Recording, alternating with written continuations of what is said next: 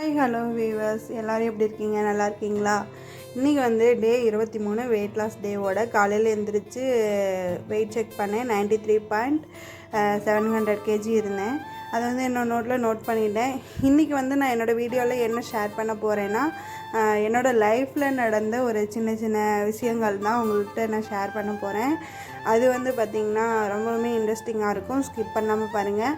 சரின்ட்டு ஒரு 5 மணி போல் எந்திரிச்சு எக்ஸசைஸ்லாம் பண்ணேன். இது வந்து உங்களுக்கு காட்டுறதுக்காக நான் எடுத்து வச்ச ஒரு வீடியோ, எது நினச்சிக்காதீங்க. அப்புறம் வந்து பார்த்திங்கன்னா காலையில் ஹாட் வாட்டர் எக்ஸசைஸ் பண்ணதுக்கப்புறம் 1 டம்ளர் இதே டம்ளர் தான் நான் அளவு வச்சு குடிப்பேன். எக்ஸசைஸ் பண்ணிவிட்டு அப்புறம் வந்து எங்கள் வீட்டுக்காரர் ஹஸ்பண்ட் வந்து நைட்டு வந்து ஹெட் பெயினாக இருக்குது அப்படின்னு சொல்லிட்டு எனக்கு வந்து முருங்கைக்கீரை சூப் வச்சு கொடுத்தாங்க. அது வந்து நான் காலையில் எடுத்துக்கிட்டேன், லெமன் ஜூஸுக்கு பதிலாக. அப்புறம் வந்து பார்த்திங்கன்னா சரி, காலையில் 4-5 நாளாக யோசிச்சுட்டே இருந்தேன், இட்லிக்கு ஊற வைக்கலாம் அப்படின்ட்டு. அதை வந்து நான் மறந்துட்டேன்.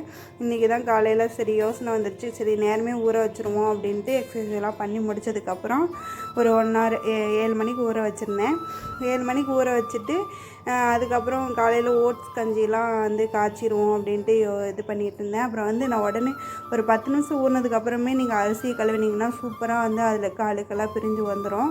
அதில் இருக்க அரிசிலாம் வந்து அரிசி கழுவின தண்ணி வந்து ரோஸ் செடிக்கு ஊற்றுனீங்கனாக்கும் ரோஸ் பூ நல்லா செடி பூக்கும். அது இல்லாமல் செடியும் நல்லா வளரும்.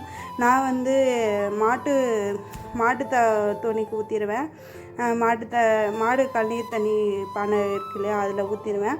அப்புறம் இந்த நேற்று கொஞ்சமாக காயெல்லாம் வாங்கிட்டு வந்துருந்தேன். நேற்று ஹெட் பெயினால் வந்து எடுத்து வைக்க முடியல நேற்று நைட்டு. சரின்ட்டு அதெல்லாம் வந்து இந்த பாக்ஸ் வந்து மீஷோவில் தான் வாங்கியிருந்தேன். மீஷோவில் பார்த்திங்கன்னா இதோட ரேட் வந்து 250, 6 பாக்ஸ் கொடுத்துருந்தாங்க. காயெல்லாம் வந்து ஒரு 1/2 kg பிடிக்குது. இது வந்து 1/2 kg கத்திரிக்காய் வாங்கியிருந்தேன். போட்டு பார்த்தேன் 1/2 kg தான் பிடிக்குது. அதுக்கு மேலே வந்து ஸ்டோரேஜ் பத்தலை. சரி 250க்கு ஒருத்து தான் 6 பாக்ஸு. நல்லா குவாலிட்டியாகவும் இருந்துச்சு. பாக்ஸ் வந்து குவாலிட்டியாக இருந்துச்சு. மேலே க்ளோஸ் மூடி வந்து கொஞ்சம் இதாக தான் இருந்துச்சு, லைட்டாக தான் இருந்துச்சு.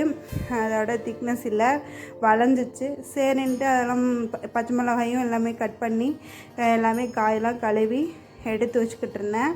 அப்புறம் வந்து பார்த்திங்கன்னா என்னோடய வாழ்க்கையில் என்ன நடந்துச்சு அப்படின்னா நான் வந்து சின்ன வயசில் இருக்கும்போதே நான் ஒரு 14 வயசில் இருக்கும்போதே நான் வந்து சமைக்க ஆரம்பிச்சிட்டேன்.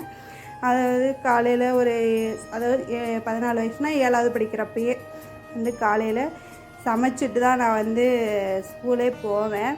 அப்போ வந்து எங்கள் அம்மாவுக்கு வந்து உடம்பு முடியாதனால நான் வந்து சமைச்சிட்டு தான் ஸ்கூல் போவேன். எப்போதுமே வந்து காலையில் என்னோடய சமையல்லாம். நைட்டுமே வந்து ஒரு நேரம் வந்து அம்மா சமைச்சி வச்சுருவாங்க, இல்லைன்னா நான் வந்து சமைப்பேன் ஸ்கூல் போயிட்டு வந்து. அப்போ இருந்தே எனக்கு வந்து சமையல்னால் கொஞ்சம் அப்போ வந்து பிடிக்கவே பிடிக்காது. என்னடா நம்மளவே சமைக்க சொல்கிறாங்க அப்படின்ற மாதிரிலாம் இருக்கும். சரி கல்யாணம் ஆனதுக்கப்புறம் நம்ம கைப்பக்குவத்தில் சமைச்சு சாப்பிட்டு பழகிட்டு வேறு யார் சமைச்சாலுமே பிடிக்கவே மாட்டேங்குது. அப்புறம் வந்து பார்த்திங்கன்னா 10th படிக்கையில் எனக்கு வந்து காலையில் 7 மணிக்கெலாம் கிளாஸ் வச்சுருவாங்களா. மேலே 9th இப்போ 8th 9th அப்படிலாம் வந்து 9 வரைக்கும் ஸ்கூல் போனால் போதும். அதே மாதிரி நான் வந்து எல்லா வேலையும் காலையில் வந்து முடிச்சுட்டு தான் ஸ்கூல் போகிற மாதிரி இருந்துச்சு. 10th வந்து என்னால் அந்த 7 மணிக்கெலாம் கிளாஸ் வைக்கிறதுக்கு என்னால் டைமுக்கு கண்டினியூவாக போக முடியாது. காரணம் வீட்டில் சமையல் பார்க்கணும், காலையில் ஒரு 4 மணிக்கெலாம் எழுந்திரிச்சு படிக்கணும். அதுக்கு வந்து எனக்கு டைம் பத்தாமல் போயிட்டு, அதில் என்ன ஒரு ட்விஸ்ட்டுன்னா, நான் வந்து அவசரத்தில் ஐயோ பஸ்ஸு போயிடும், இங்கேருந்து ஒரு 5 கிலோமீட்டர் பஸ்ஸில் தான் ஸ்கூல் போகணும். கவர்மெண்ட் ஸ்கூல்லாம் படித்தேன். அப்போ வந்து பார்த்திங்கன்னா ஐயோ பஸ்ஸு போயிடும் அப்படின்ற பாக்கில் நான் சீக்கிரமாக குழம்பு வைக்கணும், சாப்பாடு வைக்கணும் அப்படின்னு சொல்லிட்டு வேகமாக செஞ்சு விட்டுட்டு சாயங்காலம் வந்து நானும் சாப்பிடாமே போயிடுவேன். அப்போ வந்து சாப்பிடாம போனதுக்கப்புறம் உப்பு இருக்கா, காரம் இருக்கா, புளி இருக்கா எதுவுமே பார்க்காம போயிடுவேன்.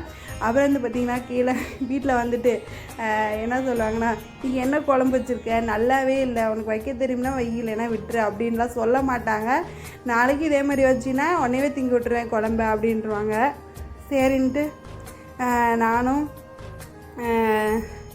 அப்புறம் என்ன பண்ணேன், சரி நீங்களே வைங்க அப்படின்னு சொல்லிக்கிட்டு இருந்தேன். சரி அதை விட்டால் உனக்கு என்னம்மா வேலை அப்படின்றவாங்க. சரி நானே வச்சு ஒரு நாள் டெய்லியெல்லாம் திட்டு வாங்க மாட்டேன். என்றைக்காவது ஒரு நாள் அவசர அவசரமாக லேட்டாக எழுந்திரிச்சுனாக்கும் நான் கண்டிப்பாக நான் திட்டு வாங்குவேன்.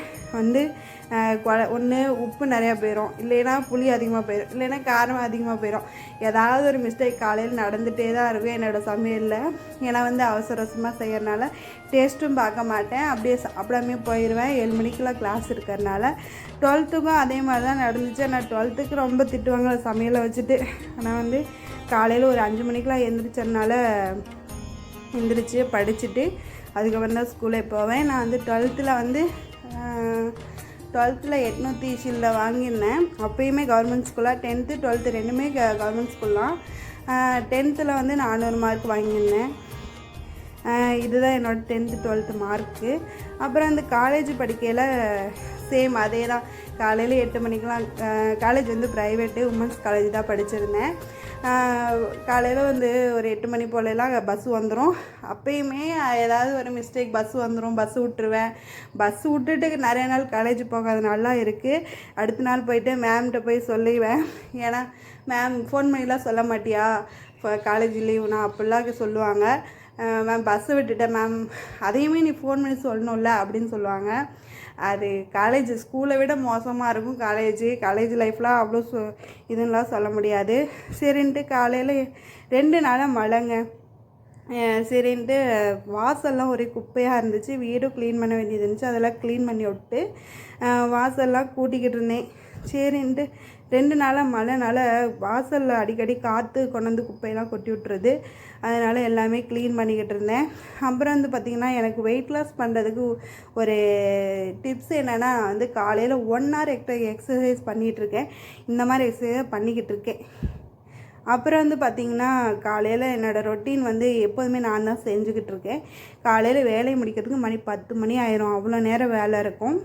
சும்மா வீட்டு வேலை மட்டும்தான், வேறு வேலை இல்லை. அதுக்கப்புறம் ரெஸ்ட் எடுக்க வேண்டியது தான். பண்ணிவிட்டு காலையில் ஓட்ஸ் கஞ்சியெல்லாம் குடிச்சிட்டு அதுக்கப்புறம் மாவாட்ட வேண்டியது வேலை இருந்துச்சு. அதான் அரிசி ஊற வச்சோம் இல்லையா, அது வந்து அரிசி ஊற வச்சுட்டு மாவாட்ட வேண்டிய வேலை இருந்துச்சு. அதெல்லாம் கூட்டிகிட்டு அள்ளிட்டேன்.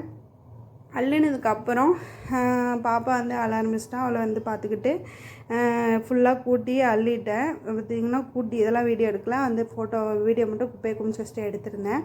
சரி, என்னோடய வீடியோலாம் பிடிச்சிருந்தா லைக் பண்ணுங்கள், ஷேர் பண்ணுங்கள், சப்ஸ்கிரைப் பண்ணுங்கள். இன்னும் என்னோடய லைஃப்பில் நடந்த இதெல்லாம் ஷேர் பண்ணுறேன். பாய்.